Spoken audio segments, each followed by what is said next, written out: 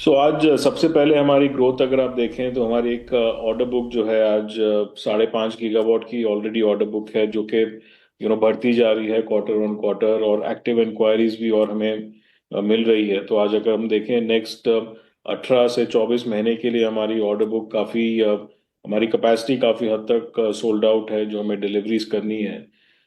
Top line इस वजह से हमारी काफ़ी हद तक एक सिक्योर्ड हो जाती है।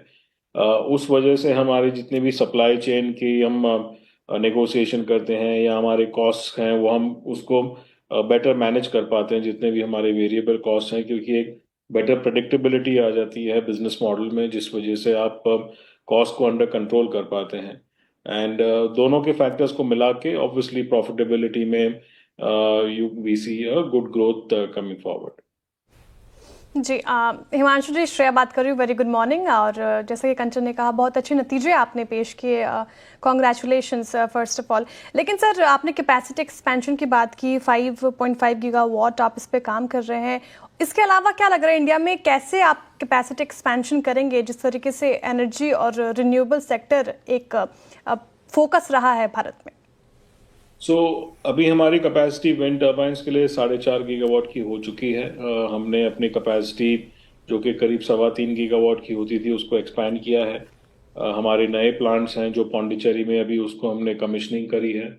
हमारे नए मोल्ड्स हैं जो ब्लेड्स बनाने के लिए काम आते हैं, वो ऑर्डर हो चुके हैं, आ चुके हैं, तो वो अभी धीरे धीरे कमिश्निंग हो रही है उनकी।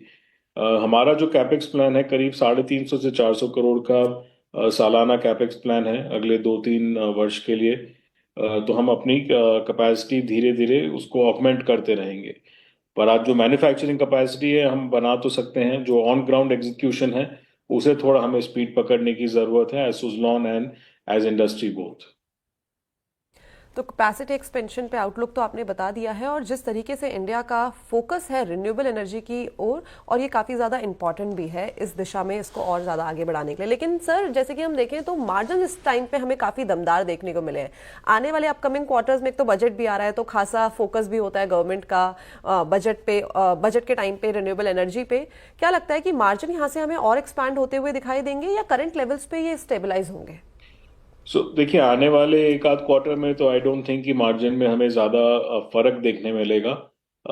बट ऑफ कोर्स हमारी एफर्ट्स रहेंगे to try and keep expanding, but not in the near future. जहाँ तक बजट का सवाल है, हमारा बस यही है कि जो 500 गीगावाट की एक 2030 तक रिन्यूएबल एनर्जी सेक्टर, सोलर और विंड दोनों मिला के एक इम्प्लीमेंटेशन होना है।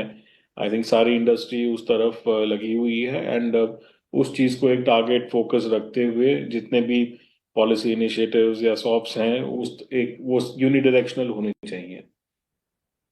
बिल्कुल। सर, आपने बजट की बात की, लेकिन एक सवाल मेरा पहले ये कि सोलर और विंड किस तरफ आपका रुझान ज़्यादा है? सोलर की तरफ आप ज़्यादा झुकाव रखते हैं, या विंड एनर्जी की तरफ आप ज़्यादा काम करते आगे देखेंगे? साथ ही बजट से क्या एक्सपेक्ट कर रहे हैं? क्या लग रहा है आपको कि एलोकेशन में ज़्यादा चीज़ें देखने को मिल सकती है बजट में? हम लोग आज प्योर विंड कंपनी हैं, हम लोग सोलर में कोई भी काम नहीं करते। तो हम turbine manufacturing, EPC execution, O&M, सारा हमारा focus and concentration totally wind है आज की तारीख में। ऑब्वियसली बजट से जो है हमारी एक्सपेक्टेशन यही है कि जैसे मैंने पहले कहा कि करीब 100 गीगावाट विंड इंडस्ट्री का इम्प्लीमेंटेशन होना है 2030 तक, 100 गीगावाट तक पहुंचना है इंडस्ट्री को। एंड उस डायरेक्शन में जाने के लिए, उस दिशा में जाने के लिए जो भी एक पॉलिसी इनिशिएटिव्स चाहिए या सॉप्स चाहिए, वो एक यूनि डायरेक्शनल ऑब्जेक्टिव होना चाहिए। यही हमारी बजट से एक्सपेक्टेशन है। तो बजट से क्या है एक्सपेक्टेशन, और बजट आते आते हर किसी की ही एक्सपेक्टेशन हम यहाँ पे जानने की कोशिश करते हैं, और देखते हैं कि बजट में किसकी एक्सपेक्टेशन डेफिनेटली पूरी होती है। बट सर, मैं ये पूछना चाहूंगी कि कोई ऐसा न्यू मार्केट भी है जहाँ पे अपने अपने प्रोजेक्ट के लिए बिड कर रहे हैं, और जिस तरीके से हम देख रहे हैं कि इंडिया का विंड एनर्जी की तरफ जो डेवलपमेंट है वो काफी ज्यादा बढ़ता जा रहा है, तो आपका कोई और नया प्लान कि जहाँ पे आप इन्वेस्ट करने वाले हैं? नॉट पर से, मतलब हमारे जो 7 या 8 स्टेट्स हैं, विंडी स्टेट्स जो हम कहते हैं, उनमें हमारा काफ़ी इक्वल कंसंट्रेशन है, and we will continue that. तो हमें ऐसा नहीं कि कोई एक पर्टिकुलर स्टेट की तरफ हमारा कोई पर्टिकुलर रुझान है।